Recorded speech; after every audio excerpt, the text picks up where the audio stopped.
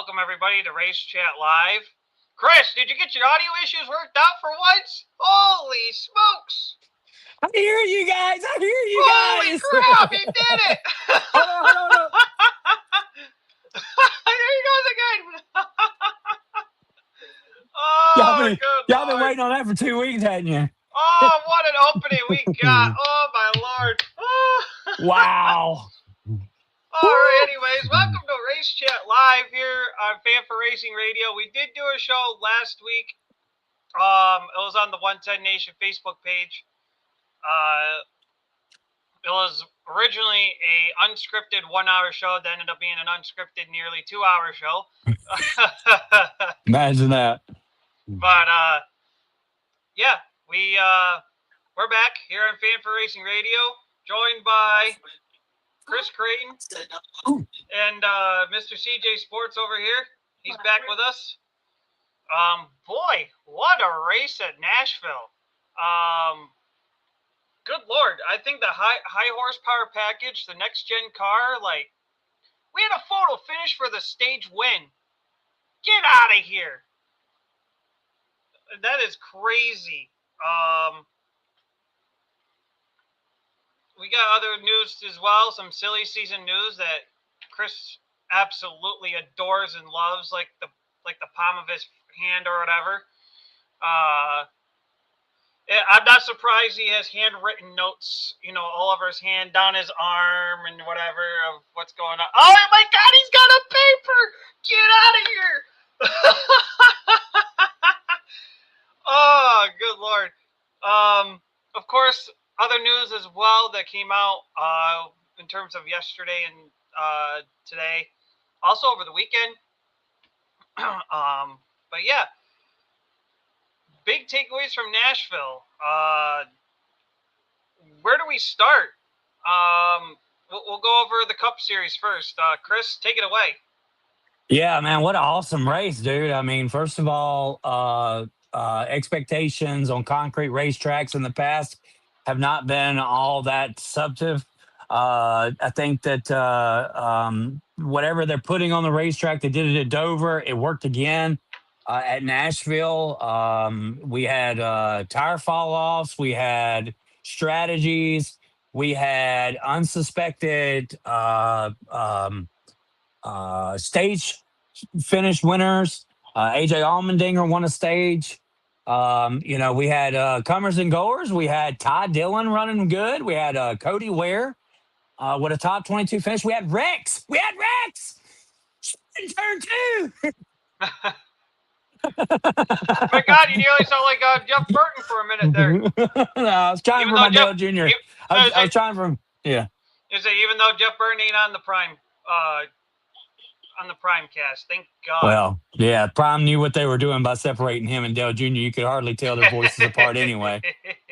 I think that, if those that didn't get to watch the truck race, it was way behind the scheduled start. Lane Riggs did an amazing job.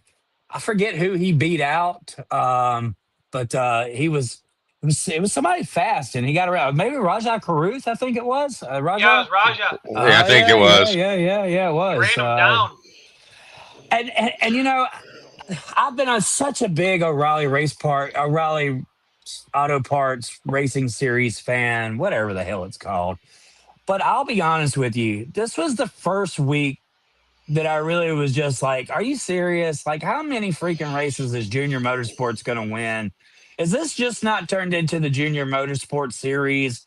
Because it just feels like there's not but 2 competitive teams out there, and both of them start with a J. One of them is Junior Motorsports, and the other is JGR, and everybody else seems to be on a whole nother trajectory right now. I'm surprised it took you this long to catch on to that. It was a Junior Motorsports Series.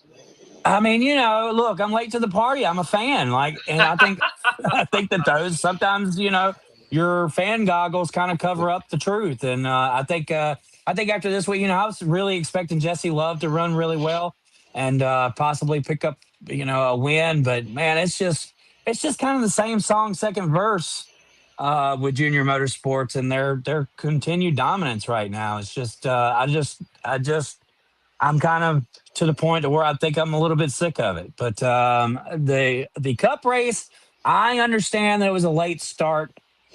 Anybody that does not live in the South, and Jason, you can kind of attest to this. You lived in North Carolina, plus you were in the military, so I'm sure that you've been in all kinds of different environments. The South is a lot different than the North when it comes to summertime. And first of all, we have humidity that's ungodly.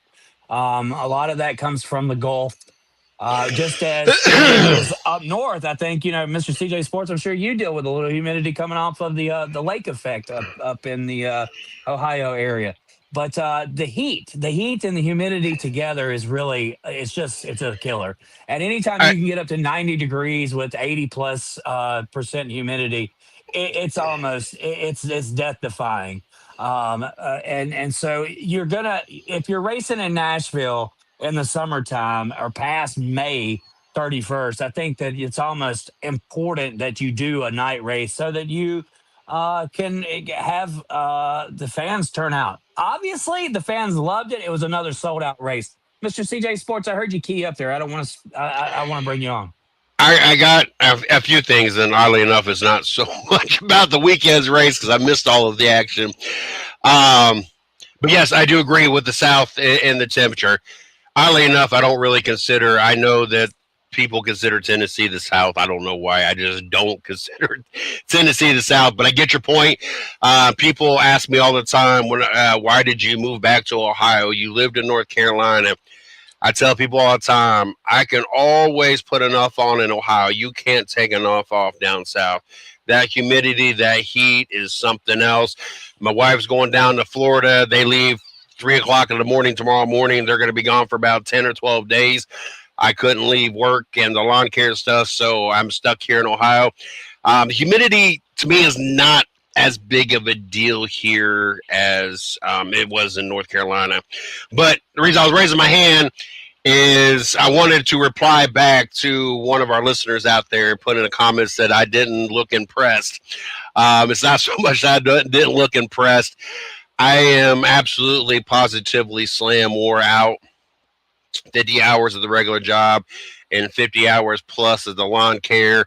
I just got in from doing lawn care. We did a record month last month. I had to go to the store and I shouldn't have took the nap because it actually made me where I didn't get one of my lawns done that I wanted to get done tonight. But I was so tired, I actually took a 40-minute nap in the parking lot while I was sitting there because I just didn't feel that I needed to drive back and as tired as I was. So it's not that I'm not impressed. It just I am slam wore out and I'm beat. I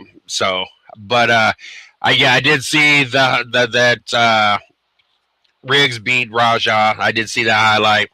I did see who won the Cup Series race. I did see who won the Xfinity or the O'Reilly Series race. But I just more so wanted to get on here, wanted to comment about the summer. I think the biggest thing I'd adjust to also, Chris, I don't know how far east-west you are compared to me, but in North Carolina, like by 9 o'clock, it's dark for the most part. In Ohio, it's like 9:45. Like we're the farthest east in this time zone.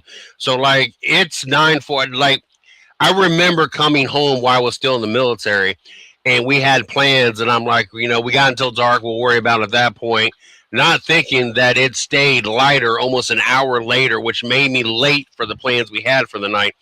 I think that's the biggest thing I had to adjust to. We have still not hit the latest it will stay light. Right now, it's about, I can cut a yard up until about 9:20, 9:25 and still be light enough where I can see really well. That was another thing I had to adjust to when I moved back. But I just wanted to make a comment and reply to one of our listeners out there. It's not that I'm not impressed. I am so slam wore out. When I'm sleeping in different parking lots at different businesses and catch power naps here and there, it tells you how wore out I am. Honestly, we're just glad you're here, buddy. Can we talk about SVG, the best oval finish he's gotten off? Well, we can get to that career? for sure. Yeah, Holy yeah. shiznit. I mean, I put a bet on it. Is like he I was figuring this out? confident that he had this figured out. After watching what he did at Dover, I said, you know what? There's something that has to do with his concrete. He understands the wear and tear of the tires. He understands it got probably Charlotte better. too, and that's not concrete. Oh, yeah. Charlotte, yeah, Is he for sure. figuring out this oval thing? Right, maybe so. I think so. I mean, honestly, I knew he would get the more flatter short track ovals like Martinsville, because when he last summer he ran the Charlotte Legend Summer Series or whatever that was. Just remember, we've had drivers like Dario Franchitti, Nelson Piquet Jr., all of these other drivers that have come from open wheel style form racing and road course racing. Juan Pablo. None of them have had Juan Pablo Montoya. None of them have had the success and the immediate success as SVG. I think it's more of a driver talent, as what we've seen with Tony Stewart and Robbie Gordon, versus a specialist. But okay? I think the difference between the drivers you listed off in SVG is that SVG ran full body, full fender, sort of stock car-esque in a car in Australia or New Zealand with the supercars, versus like the other guys. They ran more open wheels, so they weren't used to fenders. They weren't used to having so many G forces of a overweight stock car. Jason, you're gonna say something.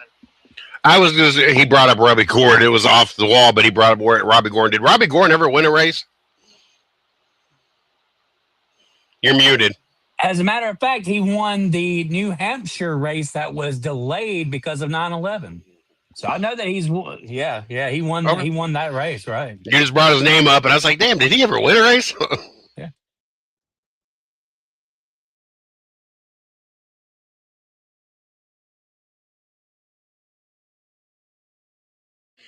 You're muted again. Taz has the O face going on. Do you know the O face? Someone commented, SVG reminds me of a talented Boris said. Yeah, I mean, look, more talented than Boris said, more talented than yeah, we don't know what's going on, Taz. Taz, you're gonna have to drop out. What was the other guy? Marcus Ambrose. He is going on to be. He's going to be recognized as one of the most talented overseas drivers ever to come to NASCAR. Is not the most talented overseas driver to come to NASCAR, and I was very suspect that he would win an oval race outside of maybe a Talladega. But as things have gotten more clear about his talent, I'm not going to take away. He may not get a win at Charlotte, but we could see this guy win at Darlington. We could see this guy win at Nashville. We could see this guy win maybe at St. Louis. One of these tracks that just doesn't fit the cookie cutter status, I think that automatically puts some of these other teams in better contention. So we seen what he did. Where was it this week at Nashville, where he ran away with it there for a little while? I think he was contending throughout the race, and I made a statement to my son. I said, "Look, he raced Kyle fucking Larson. Sorry for the language, but it's okay. Look, Larson. And did not give it up. And I said, right there, that's it. That's proof that this guy is capable of winning on an oval. It just wasn't at the right stage of the night. If he could pull that off with 10 laps to go, then we're looking at SVG in the winner's circle." And so much for that pep talk before the show, talking about we try to be on our best behavior, huh, there, Taz? Oh, my gosh. Taz. Yep, so, yeah. Damn it, I'm going to sit in the corner for 5 minutes now. San Diego. What was I seen Mama Bear said something. We've got who is this? I've got my phone away and I wear bifocals, so yeah, SVG could end up a championship contender, and he continues to improve and impress, very much so, Miss Lee. And then the other one, or San Diego. I didn't catch the first part about what the first part of that question was. Is he going to be tough to beat as he continues to get better on ovals. Oh, San Diego for sure. I mean, that's pretty. You could probably set him in on a lock already for that one, in case unless something diabolical happens.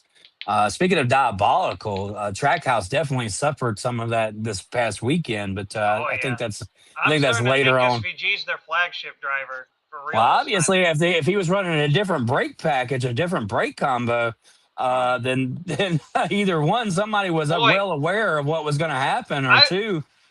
I feel like I know there's gonna be growing pains with this, but damn, I didn't think it was gonna be this bad for Zilly Nilly over there. Good lord. Um, just the bad luck he's had. Instead of being a DNF, he's gonna be a DNZ. Did not Zillage. Mhm. I didn't put high expectations on him only because it's a completely different car than what he's been accustomed to.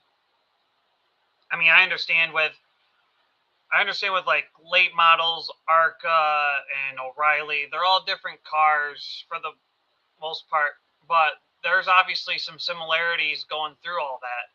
But this next gen car is just a completely different animal. So I mean, I didn't put when before the season even started, I didn't put much expectation on him just because I wanted to see how well would he adjust to the next gen car. And it seemed like it's been paying off on the road courses for the most part. Just got to get rid of the bad juju bug, or should I say the bad juju giant, because it's almost every week he's freaking encountering. He's encountering something. Damn. I mean, I know we've said it before, but like once he gets through, but now once he gets over this freaking bad luck charm or whatever he's dealing with, once he figures out this next gen car, he's going to be on a tear. But I didn't think he was going to struggle this bad. And I don't think a lot of it has anything to do with driver talent or anything in his wheel power. I don't know if it's just the equipment herself or just a lot of failures over there. But one thing I do want to know is AJ Allmendinger, as I mentioned, a photo finish stage 1. AJ Allmendinger with no manufacturer support on Colleague.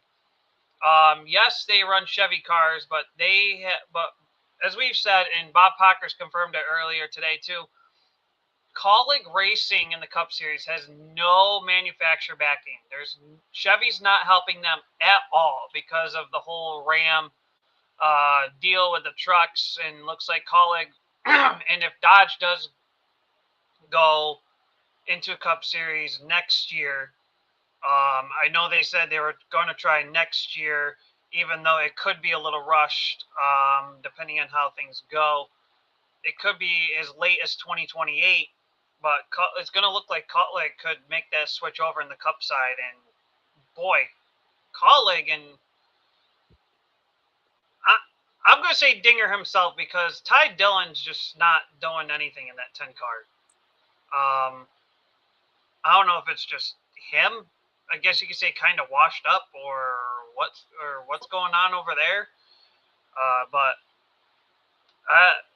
I'm just impressed with, at least with AJ Allmendinger so far, running with Colleague and no manufacturer support whatsoever. Very much true, Taz Taylor. Colleague has done a lot with a lot less. And I'll keep throwing this conspiracy out there until y'all start believing me. There's probably a reason for it, because he's not relying on bogus information. They're not relying on bogus information being put into the books by said Hendrick team. So they're having to rely on their own resources, and it's probably better fit for their team than reading some bullcrap information that Chevy's logging into these manufacturing notebooks, throwing other teams off. Obviously, SVG is a perfect example of somebody heard that somebody else was running a different brake package and said, hold up, we could have catastrophic brake failure. We're going to make sure that SVG, who would possibly be more harder on the brakes than his two teammates and say, okay, let's avert the situation from happening. And obviously, SVG's been the most uh, competitive car out of the fleet. So it very well could be that colleague has found that a lot of their information was not useful for their race team. It is crazy how you have a Hayek and a colleague, and I'm not saying Hayek's in the same position that colleague is in, but those two teams have done really well just out there on their own, and I think that that's a sign, a good sign that independent teams and small teams are still in the hunt and can still be competitive. I think that we had somebody that had kind of jumped the gun, James. I think that we're going to save all of that for the silly season segment, which Yep. is coming up in Jamie's turn. jumping us before we get there. Yeah, but So I Jamie, do want to hold on that part. Hold on that part. I swear we're going to get to that. I promise you, because there is a little truth to that, and I'd like to throw my little thoughts into that as well. So just hang on to that tease there. So now, from first to worst, I kind of jumbled our first segment there for a bit. We talked about Trackhouse. Let's start off. Let's go back to you mentioned, Chris, JGR, Denny Hamlin, for example. The first talk before we get to his teammates. Pole sitter jumps the initial start by a landslide. Right. NASCAR says you jump the start, you're going to get penalized, so he goes all the way to the back, and then works his way to the front. So much so that he didn't score points in the first stage. Second stage, he finished in fifth and then won the race with the fastest lap of the race, by the way. So I mean, Denny Hamlin, impressive with that team. From first to worst, back to first is how I think I phrased that in the first to script worst write-up. and back to first. Hamlin, the new closer. Yeah, is he? Is he the new closer? I mean, obviously, Christopher Bell was destined to win this race, but he took it away, y'all. Denny Hamlin drove for 62. He put it in there, and he wasn't going to let out, and Christopher Bell could not hold on to it. Yeah, he's on a tear, and I know people have talked about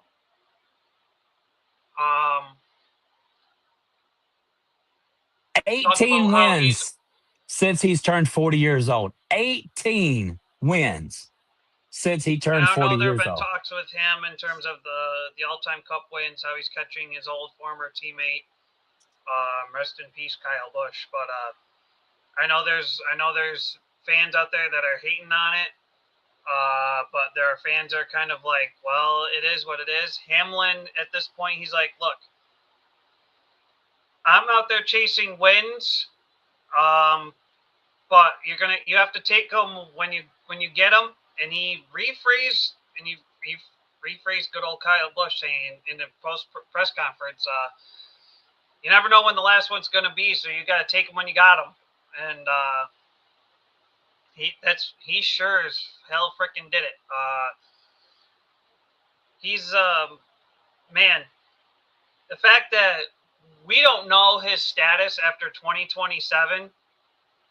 Obviously, we've got rumors or whatever, but like I said, the fact that we don't know what he's doing after 2027, and he's still, I mean, it's just mind-blowing. You can list off the accolades of Denny Hamlin, the Daytona 500s, Southern 500s. Trying to think. I think he's won Coke 600s too. I think there's one crown jewel he's missing, and that's a Brickyard. If it's not the Brickyard, then it's the Coke 600 he hasn't won. But I believe he has won Coke 600, but has not won the Brickyard. So I think that's one accolade he's missing, and with the other accolade he's missing is a championship. I mean, this guy, he has now worked himself to 97 points behind Tyler Reddick. It's mind blowing at the fact that Tyler Reddick at one point was like, I think he was like close to 200 or like 200 points ahead of everybody else. And now all of a sudden Hamlin's catching, and he's coming quick.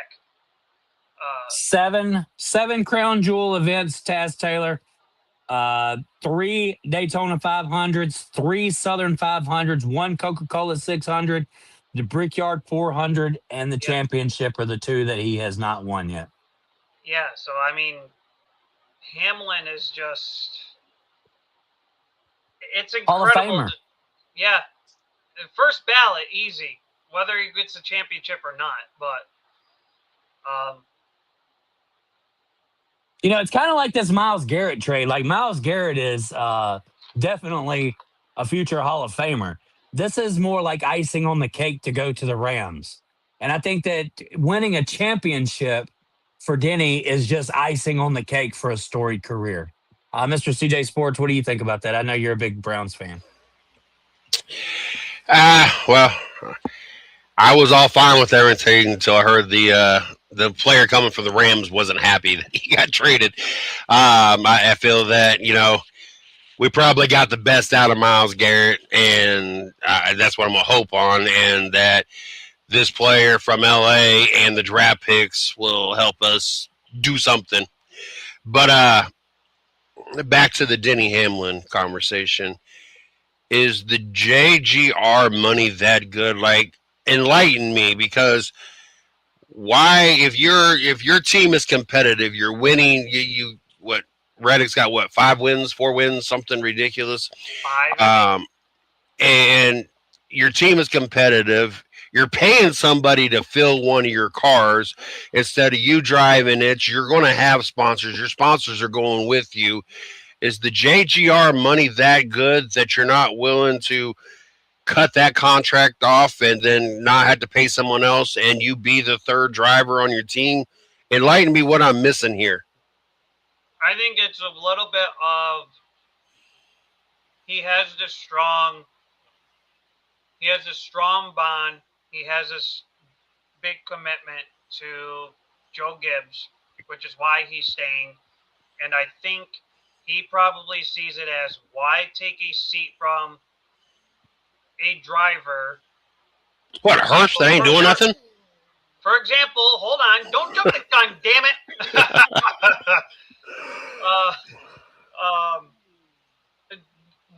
Why would he take a full-time seat away from an upcoming driver who seems to be having a promising future, and say, and I'm sorry to tease this again, Corey Heim, why take a full-time seat for Hamlin away from a young, talented driver for Heim, who could probably do just as much success in his career, and let Denny Hamlin kind of be like the launching pad. We've seen some of these Cup guys bring in younger talent instead of them taking a ride from somebody else, a full-time ride from somebody else, mind that, and be like a jump start to their career. I mean, I know I said it last week.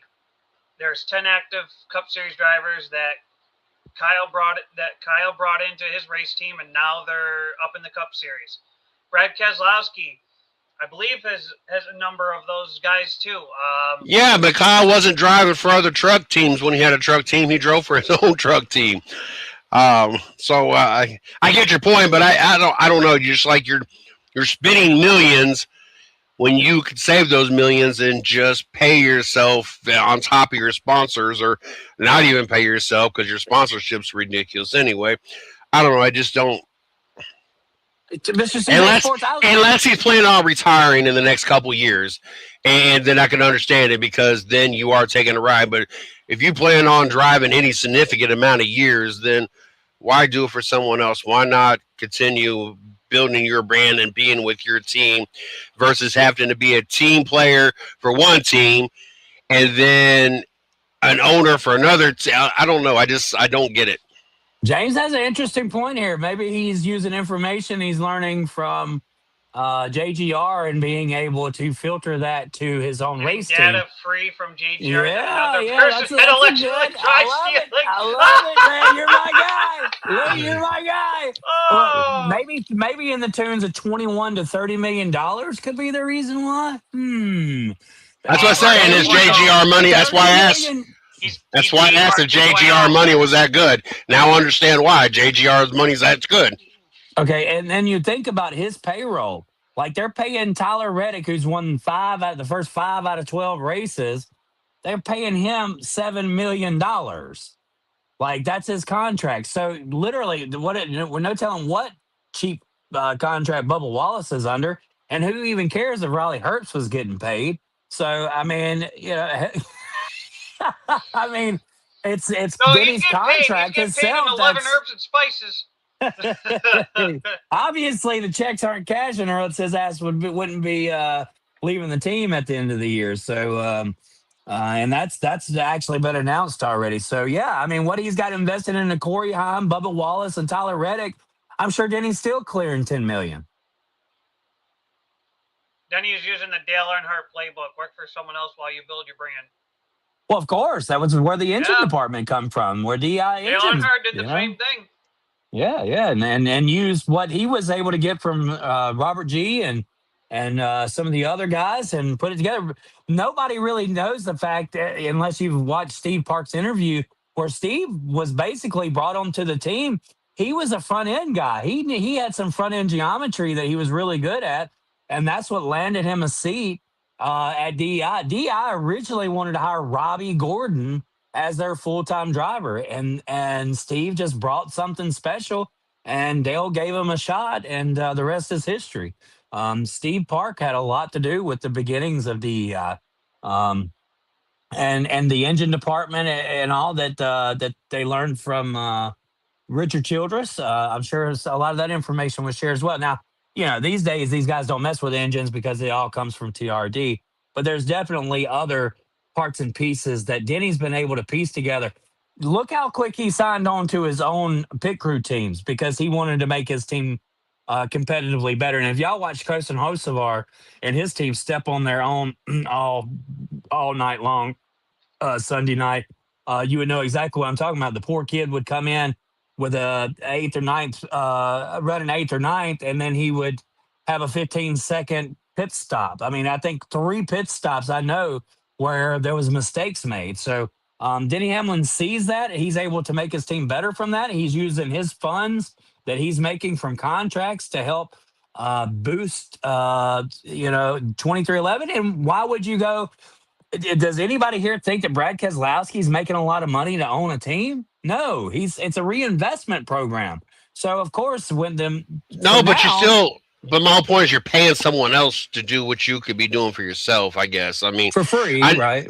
I mean, and so that's probably why Keselowski's racing for himself. Probably they're not making enough to be able to pay another driver, but it would just not make no sense to me to pay someone else. I don't know. That's why I asked, was the JGR money that good? Which obviously it is, because it just made no sense why.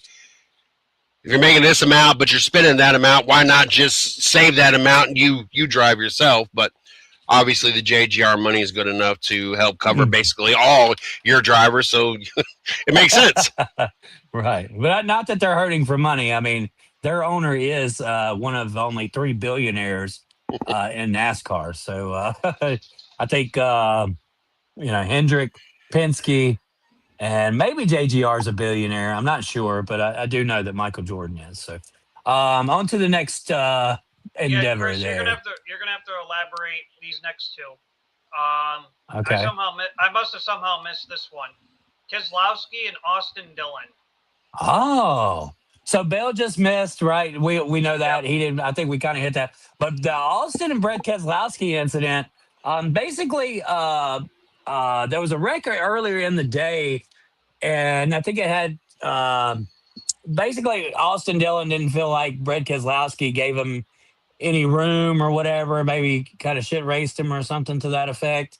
And so then later on in the night, when there was another incident, Austin Dillon just powered his way through and caught the rear bumper of Keselowski and sent him hard into the wall.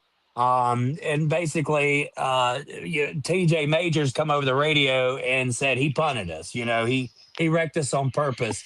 And you go back and watch the telemetry, or you listen to the car sounds. Austin Dillon could have possibly backed out of it, but he did not, and he literally put Brett Keselowski in a handbasket. So I'm just glad Brad was okay, because that was a hell of a hard hit. And there's a little bit of feud going on, I think, between those two. Oh, I hate you guys didn't get to see that. Wait, did you say feud? Oh, well, yeah. I mean, look what Brad's have seen. To pull the boxing ring out? Yeah. The biggest thing with NASCAR right now is do not admit that you did something on purpose. Do not admit that. So, and Austin Dillon has definitely learned his lesson on admitting stuff. So, remember, he did have a Cup Series win taken away from him because they said that he was racing. Hold on. They didn't take it away from him. They gave him the win. They just took away his playoff eligibility. Oh, yeah. Okay. All right. My bad. You're exactly right. Thank you for the correction, my good sir. I don't even know that because we're going to hit on this next part. Well, kind of. I know you say you got Cleetus takes the headlines, but I'm going to kind of jump the gun a little bit. We'll come back to Cleetus here. You got FanDuel messes up final rundown. I'm pretty sure NASCAR did not take away Austin Dillon's win because of sports betting. If they did, because they took that away a few days, and they made that report out a few days later, you're screwing people who took a bet on Austin Dillon to win the race, which means it makes those sport betting sites look like jackholes. Well, my understanding is, even though he won the race and it was later decided, they still pay out for who crosses the start finish line first. So that's something better than the position I was given back 2 years ago when I lost a championship in our fantasy racing because Alex Bowman got thrown out. May I add? It was in the rule book. I'm still salty. It was in the rule book at that point. I'm still salty. If a driver got disqualified that same day, you got hit that same penalty. But if that driver got penalized like 2 or 3 days after, you were fine. But I'm still Bowman got salty. Disqualified that day. You can be salty all you want. I don't care. It was in the rule book. I covered my rear end on that one. All right. Let's get back to the FanDuel thing. All right. I've got a little something to read right here. It was via Jeff Gluck. Checked into the FanDuel SVG scoring issue last night after seeing a lot of chatter about it. I know it's been resolved now, but also have received this info. They paid out SVG after first denying the payout. They paid out SVG top 5 finish bets and also kept Chase Elliott bets as winners. Chase Elliott, another one that was involved, I think was not credited in the beginning with the top 10 finish. Not really sure. I didn't really check into the Chase Elliott. I heard more about the SVG side. They originally sold the bets based on the immediate finish order NASCAR had before the review, which has been corrected now. Our house rules state that we resettle based on errors in reporting results, so customers will be covered if this issue happens again. So that if there's an error, that's one thing. If it's a result of a disqualification, that's a completely different situation. So I wanted to clarify that. Okay, that's what it was. Yep. I just think sports betting sites need to be careful with that stuff. But anyway, Cleetus takes the headline weekend, or the weekend headlines, as he made a start in the O'Reilly series. I don't know if did he run trucks this weekend? I didn't think he did. I know he did O'Reilly with the. Yeah, he did O'Reilly. Obviously, he seemed to keep the car more straight than looping it around this time. I think at one point, if I remember right, Chris, he was actually racing Jesse Love, who Jesse Love at the time was the race leader, and Cleetus was like the first car. Or Love was coming up to the end of the stage. He was right behind Cleetus. Cleetus was trying to keep the car straight. some people are saying Jesse Love was trying to be nice and let him, finish the stage on the lead lap. Then Cleetus made a little bobble. He saved it, didn't loop it, but it costed Cleetus to finish the stage on the lead lap. Do you think Jesse was toying with him, or do you actually think Cleetus learned something from the first go-around and made stellar improvements this time? I know the result was not great, but at least on the driving aspect this time. Oh man, I think the amount of stuff that Cleetus is learning with a championship caliber race team is hands down beneficial to his future endeavors. I mean, the guy doesn't, he's not in just some guy that enjoys racing and does it for a hobby. He's working for a legit business that makes money at racing and learns how, Richard Childress Racing wouldn't be in business today if they didn't have a good business structure. So they're putting all those resources available into Cleetus, and he was on Door Bumper Clear and said that, look, the what he learned in his very first outing in the O'Reilly Auto Parts Series made him more confident and a better driver in the ARCA Series. He felt more acclimated. He felt more confident getting behind the wheel of the ARCA car because of the things that he had already learned while during his first stint in RCR's equipment. So just think of, this guy knows how to drive just about anything that's got wheels and a steering wheel. It's, he's a processor. He's gonna take all this information, he's gonna process it, and we may not ever get the talent of a Kyle Busch out of him, but I mean, can he not probably have better results in the Cup Series than Danica Patrick? Give him a few years, and I say absolutely. That's who you can compare him to, Danica Patrick. I know one's a male and one's a female, and I love comparing people, but this is a good comparison. And I hope my colleagues agree that Danica had a lot of resources. She was a racer, but she wasn't a stock car racer. And so, though Cleetus has raced a lot of different cars and stuff, he's never going to be the talent of a Kevin Harvick or something like that because he just doesn't have enough time to get it figured out to that ability. But all in all, this is a good move. And yes, he has stole a lot of the headlines and been, the talk of the town. But look, I once again checked out his YouTube channel for his in-car camera. And does anybody even want to take a guess how many views he had on his in-car camera? 2 million, and I'm probably highballing it. Yeah, well, this was the day after, right? So I don't know what it's up to now. Let's just say the day after. 500,000. Where did Taz go? Did Taz clock out? Taz clocked out and went home. He said, shoot, I'll start a YouTube channel. He liked that number. He said 2 million. He said 500,000. He said, I'm out. He needs his mail rerouted. Holy crap. Comment in the groups, maybe Jesse was trying to stay clear of him like one does with a drunk driver on the road, slowing down if necessary to side to the end. When CJ started pointing that out, I couldn't help but die of laughter. So somebody's going to earn their way in here as a co-host at some point in time. He's got some good. He's got some good stuff. Yeah, but look, it's warranted. He's he's good for the sport. He brings a lot of fan base, and I just had to make sure that we, at some point in time, said something about Cleetus McFarland, just so that if people are searching his name, maybe they'll run across our show. Oh, I said that the quiet part out loud. How dare you? You sit in that corner for 5 minutes, sir. All right, bye, y'all. I'm still here. Oh, right. Good Lord.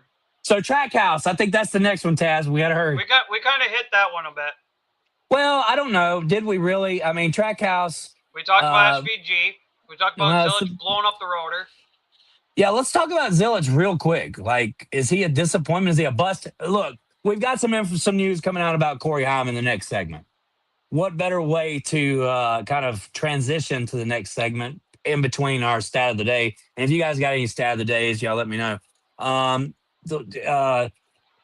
Shoot, what was I saying? Okay. Zilly nilly to the dilly. No, Corey Haim, right? Oh. Corey Haim. Oh yeah, wait a minute. Yeah, who's going to be better? I mean, it just feels like Corey Haim's already better than Zilich, right? I mean, is that too far fetched to believe that Corey Haim may be better off the bat than Connor Zilich, and why? What's going on there? Is it because Corey Haim? I think the difference with Zilich versus Haim had some starts with the next gen car, so Haim got adjusted quicker. Versus Zilich, he never made a start in the next gen car, as far as I'm aware of, until this year. So I think Zilich is going through the learning curve, whereas Haim, he had limited starts last year, and this year he's limited starts in all 3 series, but at least he's not running a series full time this year, so that he can, because obviously he can jump into an O'Reilly car or a truck ride and be competitive right out of the gate.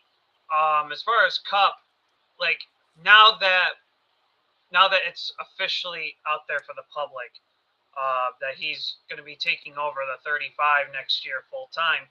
I think this year he kind of said that I'm going to get my seat time when I get my seat time, but I want to focus more of my time with the limited seat time I have in the Cup car, because it's, and I'm sure before the deal was done and whatnot, behind the scenes, I'm sure he was, thinking that probably in the next year or so, he was going to run in the Cup Series full time.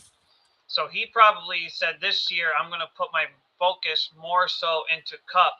While, yes, I have other rides lined up in different series, I want to put my focus and drive into the Cup Series because I will be there soon.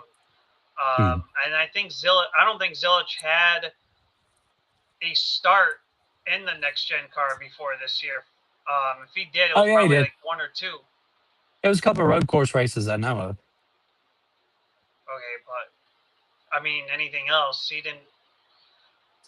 I don't really count road courses per se, because I feel like road courses brings more of a driver talent versus what the equipment holds. Right. I'm not saying that driver talent doesn't matter in any other races, but I just feel like driver talent shows more in road courses versus driver talent and the equipment that is behind you in the other races. So, yeah, I kind of feel like Haim got the better jump than Zilich did. Sharon brings up Haim's part-time season this year is for him to take notes and learn. He'll be ready next year. I think he's already ready now, as a lot of people are saying. Jamie, now I'm sure they're gathering his race team together in the pits and at the shop. I wouldn't be surprised if they're trying to get ready now. I mean, I know they still have an obligation to Herbst to finish out the year, but. Well, definitely Haim has been amazing in all his starts already. I feel like maybe Connor took too much time learning a car that doesn't transfer over to Cup. I think that the truck series is a much better option right now of transferable information based off of that. To this day, the O'Reilly Parts racing series, it still relies a lot on aero. They race off of the gear shifts are different. There's just so much. There's still 5 lug nuts, and I'm not saying that that's not all comparable to the truck series, but the truck series is not an aero based dependent league. So because obviously you're not going to have very much of an aero advantage when you're racing a truck with a long bed on the back of it. So I think that maybe transferable information is a lot better coming from the truck series than it is the O'Reilly uh, parts series. So I don't know. Maybe just Corey Haim's going to be a better race car driver than Connor Zilic. I know Zilic has been compared to the next Jeff Gordon. This is not the first time that we've messed something up, and I don't want to take away that Connor may be the real deal. Just he hasn't. He's kind of a later bloomer. Logano, we all question him. Even Joe Gibbs gave up on Logano. We've watched generational talent wind up racing for a team that they didn't start with. Kyle Busch, a perfect example, in the ride that he put together at Joe Gibbs Racing after leaving Hendrick. Logano at Penske versus who he was when he raced at Gibbs. Gibbs. Dale Jarrett when he went to Robert Yates Racing. Dale Jarrett was probably just a ride around guy through most of his career.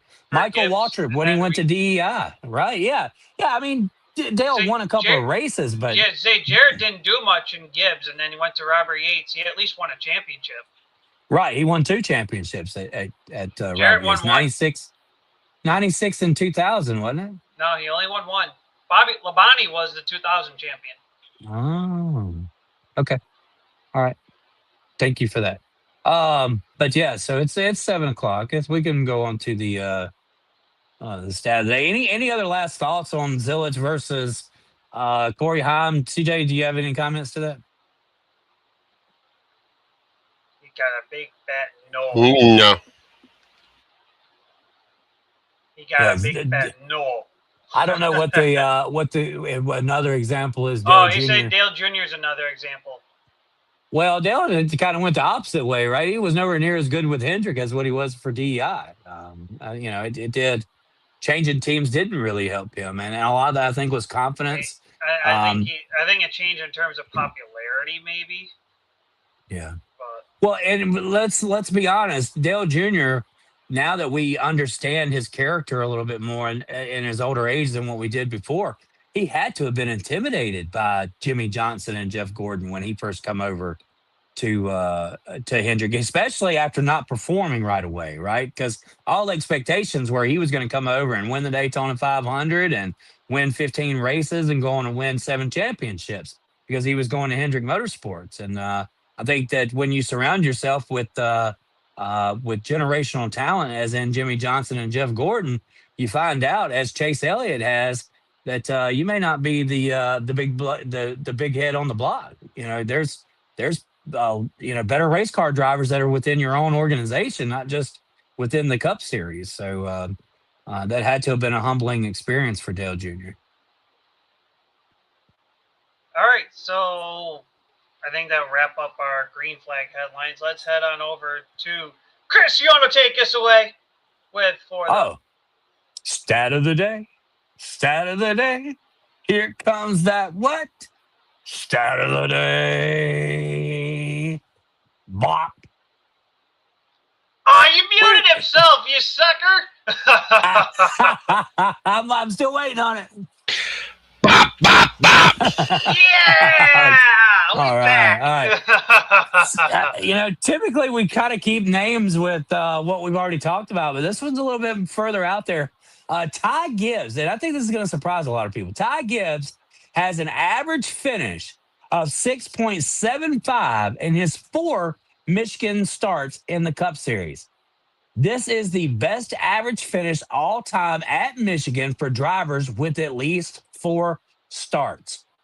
Gibbs' Michigan finishes 2025, he finished 3rd, 2024 3rd, 2023 11th, and 2022 10th. Stat of the day. Stat of the day. Here comes that what? Stat of the day. Bop, bop, bop. Yeah, we got it. All right. And that has been updated and shared on our Facebook page. How about that? All righty. Wonderful stat of the day, Holy crap. Gibby. possibly winner for this weekend as we head to Michigan. But we move on over to our this week's watch list as we bring on Miss Sharon. Miss Sharon, can you please come on? Look at that right there. There she is, everybody. Hello, Miss Sharon. Around the world. Yeah. Miss Sharon. No, I'm here. I'm coming. I was trying to get the banner up. Okay, this week's watch list. And first of all, I want to say thank you guys for being understanding and patient with me from last week. I really appreciate that. It allowed me some really good time with my family. So thank you very much for that. All right, this week's watch list. We started Monday night with NASCAR Hot Topic Sound Off. Jamie was there along with All Sports All Day and Hunter Blaze. So we had some really good interaction and talked about the racing from the previous week and talked about all the hot topics associated with such. Then on Tuesday, we actually had an interview. Finally, another interview. Sal Segala sat down with Dillon Zampa, who won the Cars West Touring Super Late Model Series. And so fresh off his win in the Wenatchee 200 at, I forget the name of the track, Wenatchee track. And so he had a very good conversation with him, talked about the victory. Probably one of the biggest victories he's had in his career. So really nice interview if you guys get a chance to listen to it. And then tonight, of course, is Race Chat Live night, 6 o'clock every Wednesday night. And we have Race Chat Live with Taz Taylor and Chris Crichton and CJ Sports. And so a lot of really nice interaction here as well between Mama Bear and Jamie, also available here. Jamie says he listened to the interview, a great interview. Thank you. So the other, then Jay and I are going to start doing the previews for this weekend. We've got two ARCA races, the ARCA Menards Series main platform, as well as the ARCA West. ARCA Menards is going to be racing at Michigan International Speedway. ARCA West is going to be racing at Tri-City Speedway. They're going to be doing a Greg Biffle Memorial race. So that's going to be really cool. And then on the ARCA Menard Series is racing at Michigan this weekend, along with the Truck Series and the Cup Series. Taz, I think we're going to finally do a fantasy report on Friday. Woo, let's go! I am so excited that, we've got one fan that's very upset with us. I'm sorry. I know. He's really missed our fantasy report. I hope he stays long enough to watch us come back this Friday. Taz and I will sit down and do the fantasy report where we help you with your fantasy picks for the weekend in the NASCAR Cup Series. And that's always a fun show for us to do. We get into the stats and everything to help you with your picks. So look for that to come out on Friday. And then, of course, the weekend of racing. We love that. And we'll see everybody on the other side of the weekend of racing. And we started all over again with Hot Topic Sound Off on Monday night at 8:15 Central Time. Miss Sharon, you stay very busy. I do stay very busy. There is no doubt about that. Okay. All right. We want to thank you, Sharon, for coming on for this week's watch list. As always. Boy, oh boy. We also want to say thank you for having us 110 Race Chat Live gang along for the ride. As I know we can kind of be a little bit of a hoot standouts, as you kind of witnessed early on. I won't, say any names, Taz and Chris. But that's right. But hey, We appreciate you. And as we continue to roll on with our regular scheduled program of, that's right, we are now going under the hood. Listen, it has been warm the last couple of weeks. I mean, granted, there's been some days where it's like, you're lucky if you're 75. But today, it was actually 85. Like, holy shnikes, we got some warm weather. Right. Although our weekends could say differently. Mother Nature taking a giant, bucket of water and wants to throw on us, but that's whatever. Anyway, under the hood, Chris, you got your scripted notes ready. And I say scripted for a reason. Silly season report. High time is in 2027 with 2311 Racing. That's right, Corey Heim signs a deal to run full time with 2311 Racing in the 35 car. Contender for a 2027 championship. I'll do my take before everybody else does. I believe Corey Heim, I don't want to say championship contender, but he should be able to make the chase.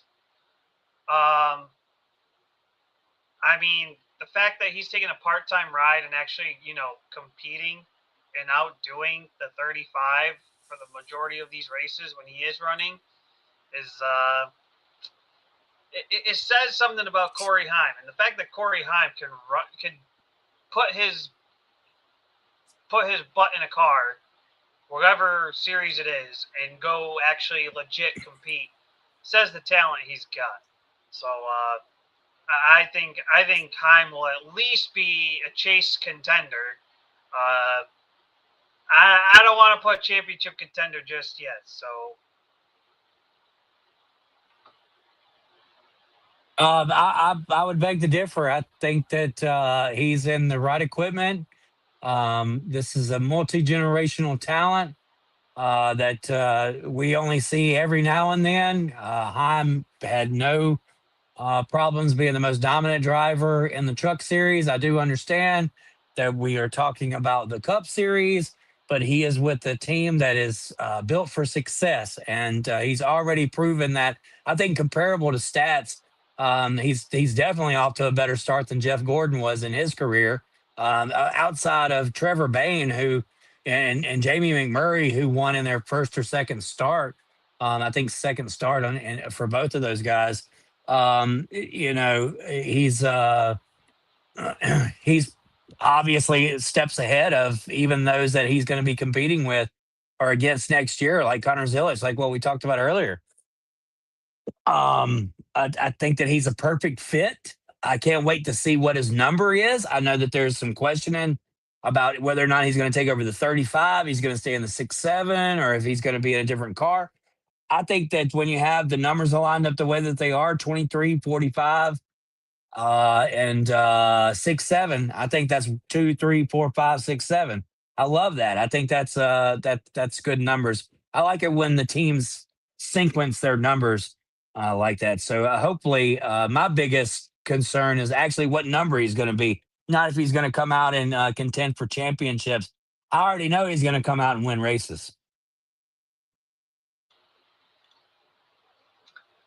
you saying Corey Heim's going to win some races? I think he's going to win a lot of races. I'd say in his career, yeah. I wouldn't say right out of the gate first year. Maybe he'll get a win or two first year. I just want to see where he'll go for that point. I think we lost Mr. CJ there. Maybe not.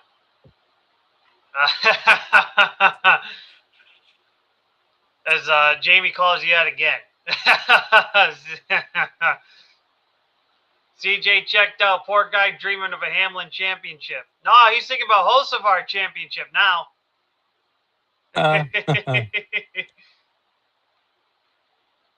Yeah, what are your thoughts, Mr. CJ Sports?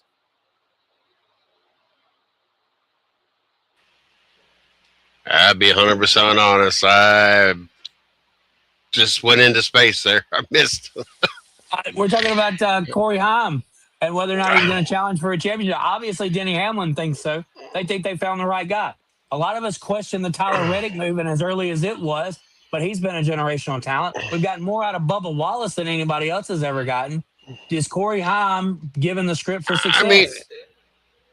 I mean, how would you not? Like, you're getting stuff from Joe Gibbs, so you're getting the best equipment. You got financially the best backing you could ask for, and you're surrounded by talent, as in Denny Hamlin as your owner, and just short of a championship caliber driver away. You got Tyler Reddick. Like, you got a lot of, and I promise you, there's a lot more talking amongst those drivers at Joe Gibbs Racing and at 2311 that we probably know about, where he can lean even on more of the Joe Gibbs guys as he's going through the season. So, like, how would he not be competing in a championship at some point and earlier than later? Oh yeah, I can definitely see him competing for a championship at some point. I think maybe I read the question wrong. I thought maybe I thought maybe we were talking about like right out of the gate next year or whatever. I don't. I do believe so. Oh, I absolutely really? believe Wow. so. I absolutely believe so. Look, like I said, we're talking about a Kevin Harvick type talent here. We're talking about, the future. We're talking about maybe a born again Kyle Busch. It's so early to say that, and I don't mean any disrespect at all. I just believe that Corey Haim is a generational talent here, and he's as hyped as as any other driver that's ever come in with his type of caliber experience. I don't see how we can go wrong here. I really don't. I would bet the farm that Corey Haim wins a race. I wouldn't say that he wins the championship. It took even Jimmy Johnson 3 years, but he's going to be a championship contender as Jimmy Johnson was. Remember, I think Jimmy Johnson finished third in his very first championship season. So it's without a doubt with this chase and the type of ride that Corey's in, I expect him to be a challenger for the championship right off the bat. Call me crazy. Jamie says Haim will get at least 10 top 10s his first full-time season. I would bet that on FanDuel. or Kalshi. I'll use Kalshi because FanDuel is illegal in the state of Mississippi, but poly marketing's not. How about that? So yeah, I mean that's my thoughts on Corey Haim. Taz. All right. Next part is you have under here. Well, remember the silly season segment when James was asking about Cindric. And we've not heard an announcement yet for the number 2, Taz Taylor. Oh, it's hard I did to hint on speculate. this last week. Penske likes to keep things under the radar. So there could be a deal in the works. There could be a deal that is already done. But usually Penske keeps quiet about things very well. But as of right now, as of what Jayski said last week when I looked at it, I do believe Cindric will be staying in the 2 car. I know it's looking like over at Wood Brothers, they're going to be staying with Josh Berry. Let me double check here as I pull it up. Let's see. Cindric does not have a contract for 27. However, Penske keeps contract negotiations quiet, so the future is unknown. There's a possibility Cindric could return for an extension, whether that be like a 1 or 2 year. Well, I don't really want to say 1, maybe like a 2 or 3, but And I know as we speak about Penske, we'll talk about their satellite team over at Wood Brothers. Right now, it's looking like Jayski is saying that it's likely to get another year of Wood Brothers for Josh Berry. So that's kind of what their lineup looks like at the moment, but it's seeming to be those guys have something figured out. Or, behind the scenes, whatever, they have something going on.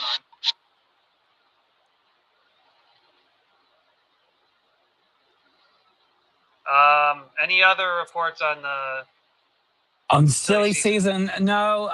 John Hunter Nemechek, I think we said that last week. He's staying where he's at.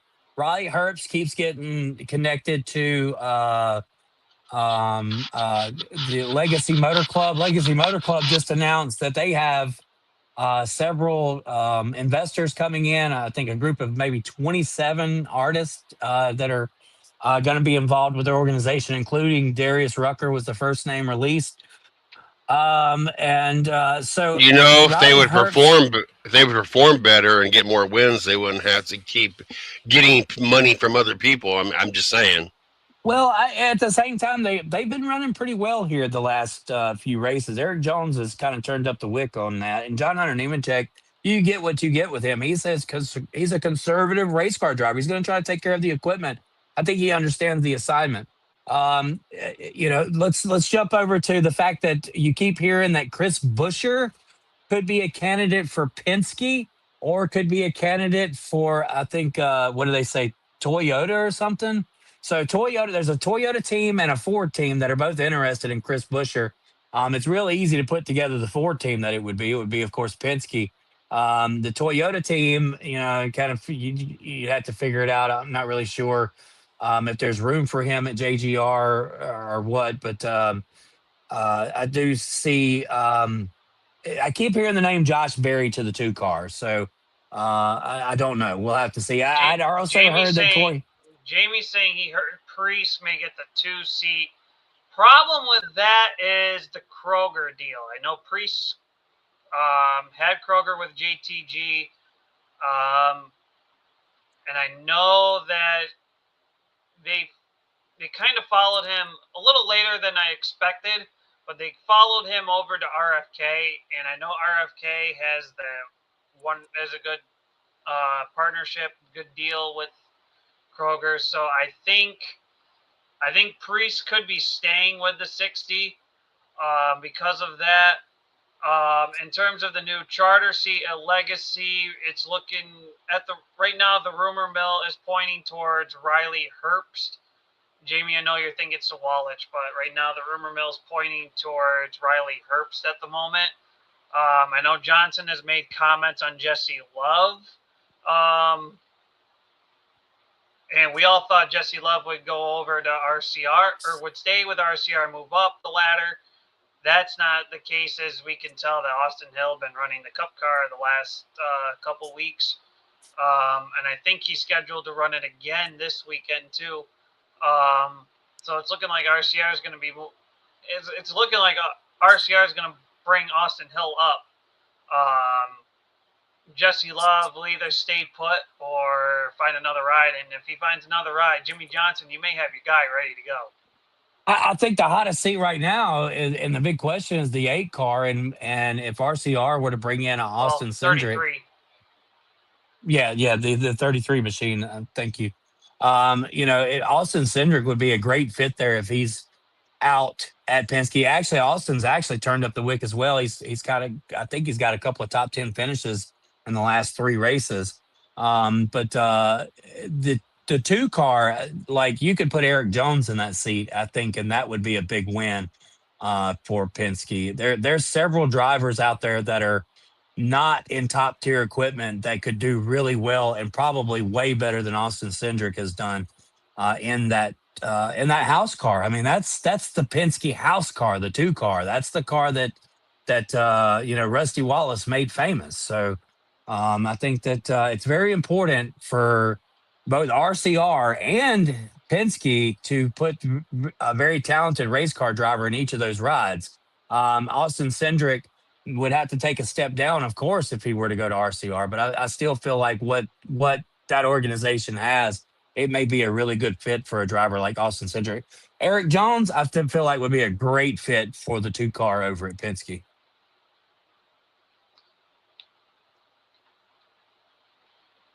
I would get a little nervous, and the reason why I say that is because he was already in top tier equipment with Joe Gibbs. So I don't know. I'd be a little nervous to put Jones in the 2. Maybe he'll do better. I would like to see Barry in the 2-car, but with what J-Ski's reporting of what they're hearing, it's looking like the 2 will be open to somebody else, and Wood Brothers is going to renew with Josh Berry for at least another year. I don't know. But Yeah, at least we're slowly getting our puzzle pieces or dominoes falling in place. Right. All right. What's next there as we've dipped off into silly season, conspiracy season? We're gonna have to start playing X-Files music before we start talking about silly season, because it really just feels like a big. Do cautions for wrecks make it a better race? I think this is kind of more like a yes or no, and why, or quickly, or give like a reason why. This is something, once again, that I heard on Dale Jr., and Dale Jr. was adamant to say that racing is more interesting when we have wrecks, and I thought that was how far he's gotten from the seat, right?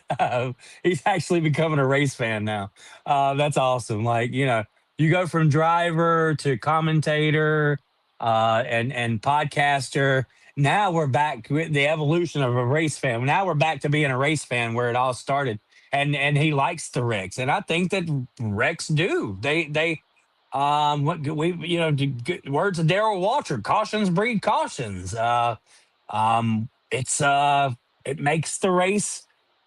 What it does is it thins the field, right? When you have a big wreck or you have several wrecks and you take out some competitors, it shakes things up. It gives somebody else who was going to have a top 10 or top 15, now they're at a top 5 or even possibly a win. It keeps strategy moving. You can't base a fuel strategy or tire strategy off of off of unpredictable cautions. So of course, cautions make racing more entertaining. I don't know who could argue the other side. That should have been the poll question. Yeah, it should have been. I want to throw in, because I've not thrown in a lot tonight. It depends on the track and the situation.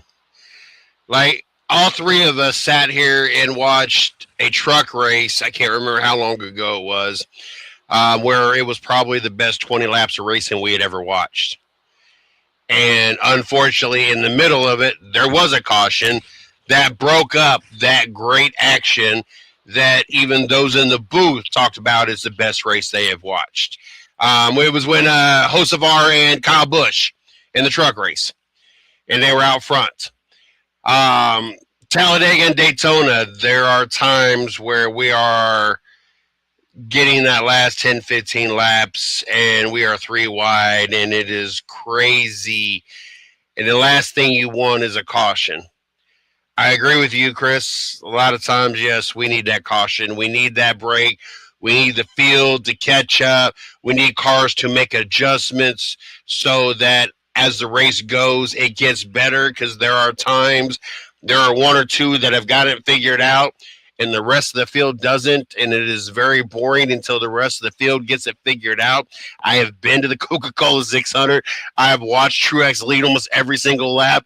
It is not fun to watch. So yes, I agree that we need the cautions, and it makes racing more exciting at times. To me, it depends on the track, and more so, it depends on the circumstances to be able to fully answer that question.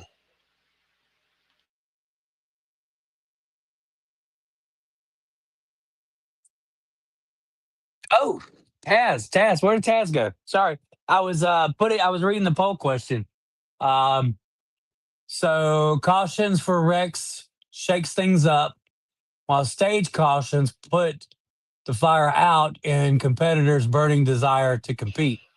I could see that, but also what it creates is these false strategies that can typically turn a race inside out. I'm not I all for wish the stage breaks, but at the I same time, wish I do they like the stage points. I wish they wouldn't count the stage laps. With the any other caution, count your laps. But these stages, I wish they would do away with that because some of these tracks were losing 30, 40 laps at times, especially your Bristols and other tracks that are small, and you're getting 6 to 10 laps under the stage caution. We're losing those laps. We're losing the racing action because of the stage, and I wish they would just do away with counting those laps. I'm fine with all the rest of the laps counting and all the other cautions.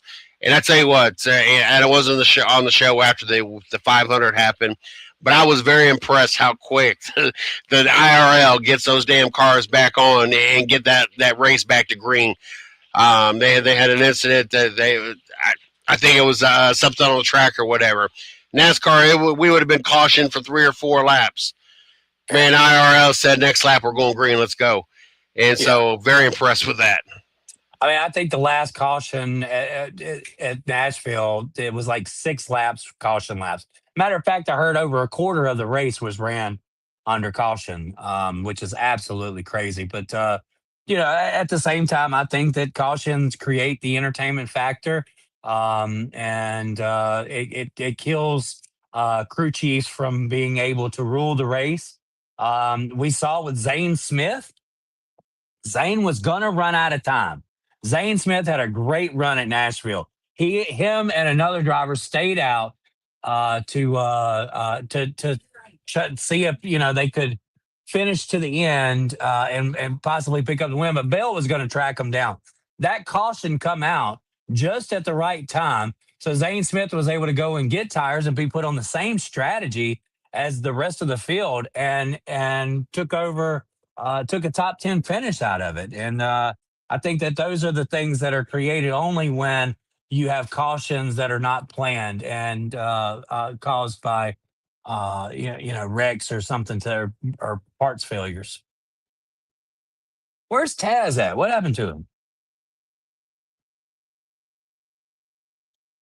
He had put in the chat something had to put his daughter to bed, mother-in-law coming or something. Oh, okay. I had to step out shortly in about 5 to 10 minutes to put my daughter to bed. My mother-in-law, something. I can't read the rest of the message. So all right, so let's go to the. So I think we both agree cautions make for a better event versus stage point racing. Kevin Magnesium will drive the Qualcomm Chevrolet for Trackhouse Racing at NASCAR San Diego. Mr. CJ Sports, I know you know a little bit about Formula One racing, and this is the Project 91 car. We've seen several drivers like Kimi Raikkonen, of course, SVG, racing this race car, Helio Castroneves. Tell me your thoughts right now with Kevin Magnesium. I think I'm saying his name right. Coming over from Formula One. Just like when was it Formula One that ran the same day as, or at least the same weekend as NASCAR at the track, or IRL, one of them. When you get stars from other series and drivers from other series to come drive in your series, and when we've had drivers go run in the 500, it does nothing but help bring eyes and attentions to all the series that are involved. And so this is good for NASCAR. You're at a new track. You're running at San Diego. You're running at this military facility, and now you're also going to have somebody from a different, whole different series join you to help bring attention to it. It's a win for NASCAR. Yeah, I think that this is one of those innovative ideas that Justin Marks brought that has just been an absolute payoff. There is one thing that you have to question: if a NASCAR driver wants to go race in Formula One, he can't just be approved and show up in a race car ready to go. I don't believe IndyCar would allow it either. They have to have some kind of seat time, But and the open wheel is a little bit different to me, and I would get that then. I mean, that's different. You NASCAR drivers are used to beating and banging and everything else because you got all the fenders. Like it you takes a get it. rare breed. We got a few of them that ran the 500. You got a few that a rare breed that are talented enough to go do open wheel cars. Not all NASCAR drivers need to be in open wheel cars. They just don't. So it's a little bit different. I would understand that part. Yes. I think open wheel cars you have to take like a rookie test or something. At least in IndyCar you have to take the rookie test and pass. Whereas NASCAR, they're probably just like, yeah, you can keep a car straight. Good job, you're good. Yeah. Well, Kimmy actually had some truck series starts before his Cup debut. So Kimmy did try to make a transition. Helio, on the other hand, went to Daytona. Never had he ever raced in a stock car before. And we see how the disastrous that turned out to be for Helio Castroneves. I believe he totaled out a car in the second lap. I think he wrecked faster than Cleetus McFarland. Um, so no doubt. Project 91 brings a lot of eyes to NASCAR from overseas. Kevin will do that as well. Whether or not he's going to be a contender, I don't really put much faith into that. I think we found our SVG, and he's going to be the one and only. It's really what he was able to accomplish. I don't think can be duplicated. But it's going to be cool. I mean, this guy's got a little IndyCar underneath him too, if I'm not mistaken, from a couple of years. But hey, it's going to be fun to talk about him, and he's a good storyline going into a magnificent event. I mean, it's absolutely going to be the greatest event ever. Let's see here. Magnussen made 185 career starts in F1 from 2014 to 2024. But Ollie Beerman. Trying to see. I know he does the World Endurance Championship right now. I know he's done some IMSA. He's a factory driver for BMW. I don't think I see anything in. Oh yeah, IndyCar series. Here we go. He did a one-off for IndyCar, and that was 2021 at Road America. But he didn't do anything else outside of IndyCar. Pretty much, basically did Formula One, where he only got one podium. Wow.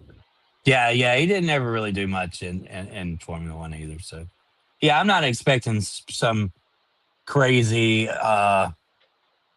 like all of a sudden we have this great talent that's going to wind up in a full-time Cup ride next year situation with him. But it's going to be fun. I think it's a good storyline.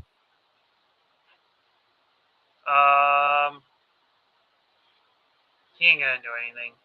I mean, he didn't do anything for Formula One, for crying out loud. Right. Why are we Ollie Behrman? Why are we looking at that guy? Crap. What's with the obsession with Ollie Behrman in the Wood Brothers car? Yeah. Who is that? Dude, that's Ollie Behrman, who drives for Haas in F1. I think he took over for Magnussen. If I don't, no. Okay. Shows how much I watch. Hey, Formula One went to Apple TV, and I have not seen a race since. So, listen, I was tuned in to Formula One last year because it was nice seeing Verstappen getting his butt whipped every week instead of him dominating for once. And I haven't paid much attention this year. I've been watching more IndyCar though, although I'm kind of paying attention to IndyCar at the wrong time because Alex Palou, the Max Verstappen of IndyCar, freaking dominating nearly every week.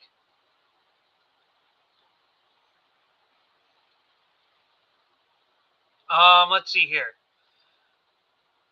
We got grading Amazon Prime. How are we feeling about Amazon Prime on their broadcasting so far? This is where I'm torn. I just told you that I don't refuse to subscribe to Apple TV, but I mean, I have a big family and we order a lot of stuff from Amazon. So Amazon Prime comes for free. I'm all for I think Amazon Prime has done a great job broadcasting, bringing a different point of view. I think 10 out of 10 compared to what I had to suffer through with Fox.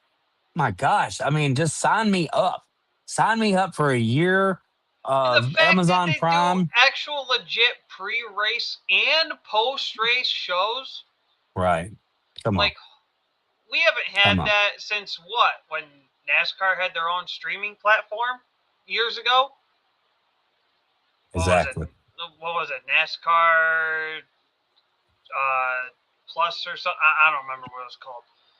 Right. But I don't want to say NASCAR Superstore because that was their store, but I can't think of what it was. It was like NASCAR Fastlane or something like that. Anything is better than Fox. So that's true because NBC don't do half as bad. TNT actually did pretty well last year too. Yeah, TNT did a good job. And it's crazy because at one point in time, Fox was the bar. Like, you wanted to be like the Fox coverage, and now nobody wants to listen to Fox. Let's be honest. I hired a PI, because we are PIs down around here. Fox has a new girlfriend.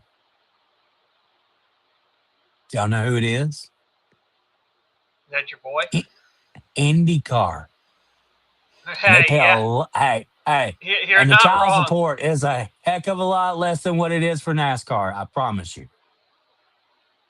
I mean, you're not wrong. And I see it. I see the reinvestment back into IndyCar because they're not paying $1 billion for their coverage. They're paying them a very small amount, but then they've been able to turn around and invest better material for IndyCars. That some of the material I watched for the Indy 500, I mean, it was amazing. It was like the best coverage ever. I mean, I loved it. So, look, it's not that Fox. It's not that Fox is a terrible network. It's just like they've out-invested themselves for NASCAR coverage. That's obvious when you look at the IndyCar coverage. The one thing that blows my mind is that Fox, the main Fox streaming gets IndyCar, whereas NASCAR goes to, hey, let's do Fox Sports 2 because somebody else is broadcasting. Let's go to Fox Sports 1 because something else is happening on the main Fox system, blah, blah, blah. It's like a fight. It's like a fight to get NASCAR in the main Fox system. I mean, shoot, we went through that during the clash in the duels, or not the duels, the qualifying.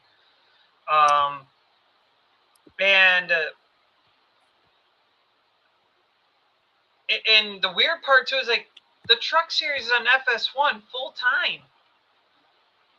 How does the truck series get one network platform? The O'Reilly series has their own network platform of being on the CW all year round now.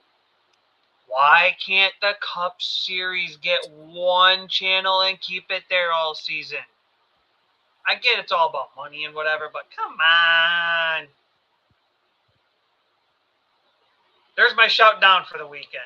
Yeah, I mean, look, I know we all have our opinions. Like I said, I haven't watched a Formula One race since they went to Apple, but Prime is a lot easier, I feel like, to be in people's living rooms than Apple TV. And I think that if I was really a big Formula One fan, I would make sure that I have Prime. I mean, I'm bouncing around to all these different, changing my cable package so that I can continue to watch NASCAR racing. I'm sure if I was as big of a Formula One race fan, as I am in NASCAR, I would do whatever it takes to make sure that I've signed up for it. But I say that at the same time, I haven't watched a Braves game all year because they themselves went to a package, and $99-$100 a year. I've opted to stick to my racing stuff instead of purchasing an Atlanta Braves package. Maybe when the season gets closer to an end and it's a little bit cheaper, I may just go ahead and buy it like I do the NFL Hot Ticket or whatever it's called through YouTube, Sunday Ticket. But for right now, it's just been no Braves at all, because I just refuse to pay for another streaming service. So I get both sides of the point. I get it, that it's turned a lot of people off and they don't have access to it. I think you even said yourself, Taz Taylor, you're just not going to invest into it for these few races because, look, truth be known, 4 more races and we'll be back over to TNT. So exactly. You'll be back in there. So don't get me wrong. I don't hate. Last year I did the 30-day free trial, which was good enough to cover me from Coke 600 all the way through however long that Prime had NASCAR or whatever. I had forgotten to renew my Prime, which I would have had to pay for anyway. And I missed the 600 for birthday reasons, and then my wife and I usually, like, every Sunday, she always asks, like, what time the race is on, like around lunchtime or whatever. And I always tell her, okay, it's on this time. And I told her, like, it's on Prime, and I had forgotten to renew my subscription for it. And she goes, well, how much is it a month? And then I looked at the race time. I'm like, 7 o'clock? What? Why are we running Nashville at 7 p.m. what? It's not even a special weekend. That was weird. And being that I get up as early as I do, sometimes races that start that late is just not, to me, it's worth watching maybe the first, like, 20 or something laps. But I know with Prime, they do, like, a whole pre-race show or whatever. So I was lucky if I could even watch even a handful of laps. I don't know, just it's one of those things that you just kind of have. And I kind of looked at the schedule a little further, and I think there's like 4 races left with Prime schedule. And I was like, I'm not going to do a $15. I'm not going to waste $15 a month just to watch NASCAR for 4 races. And then, even though we're going to go back to mainstream TV here, I personally don't use Amazon very often. I know my wife does, but she kind of does this. I spend my minimum every month or 2 just to get my free shipping. That's what she does. But yeah, I don't do the Amazon very often, so I didn't see the point of. So your wife has Amazon Prime? She has we have Amazon accounts. She doesn't have Prime, but she has Amazon. She has an Amazon account. I have an Amazon account, but we don't have Prime. She does enough when she does her annual orders spending once or twice a month for Amazon. Right. She does like the minimum to cover free shipping, and that's about it. Right. Okay. I get it. Yeah. I think that it's a catch-22, but if you're a true fan, I think that you'll sign on to it. This is a poll question coming up. If we can move over to, I think the poll question's up next, isn't it? We have our 3 S's, but if we want to quickly go through that, or. Well, yeah, I guess so, because it kind of fits in. The poll question, the weekly poll question was, should NASCAR move to a full-time season streaming service model or stay with traditional TV broadcasting? And I'll have to give it to you. This one kind of surprised me a bit. I misworded it the first time that I posted it, so I had to take it down and repost. But right now, traditional TV broadcasting is winning by 76%, and it's over 58 votes. So obviously, the Even though options were most stay things on are streaming, going over to streaming now. stay on streaming, and traditional TV broadcasting. Traditional TV broadcasting is 60 votes now, 76%. So that's an interesting poll question there. And I was not expecting those kind of results. I was actually with as good as the broadcast has been with Prime, I kind of expected to blow that out the water. But as I said, it's kind of a catch-22 within itself. Yeah, and that's odd to say the least. I figured it would have been a close margin, not a blowout. Holy crap! Right.